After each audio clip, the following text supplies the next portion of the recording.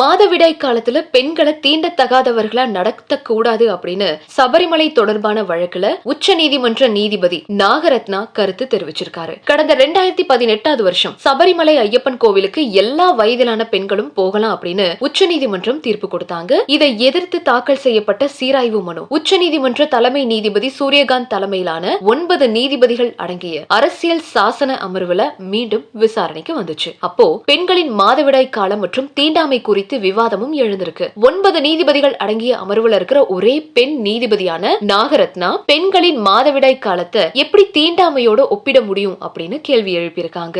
இதுக்கு பதில் சொன்ன சொலிசிட்டர் ஜெனரல் துஷார் மேத்தா சபரிமலையில பெண்களுக்கு விதிக்கப்பட்டிருக்கிற கட்டுப்பாடு அப்படிங்கிறது மாதவிடாய் சுழற்சியை அடிப்படையா கொண்டது கிடையாது அப்படின்னு சொல்லியிருக்காரு. மேலும் மதம் சார்ந்த விஷயங்களை பகுத்தறிவு அல்லது நவீனமயமாக்கல் அப்படின்ற அடிப்படையில மட்டும் அணுகக்கூடாது அப்படின்னும் மத சுதந்திரத்திற்கான அரசியலமைப்பு சட்டங்களை முழுமையா ஆய்வு செய்யணும் அப்படின்னு மத்திய அரசு தெரிவிச்சிருக்காங்க.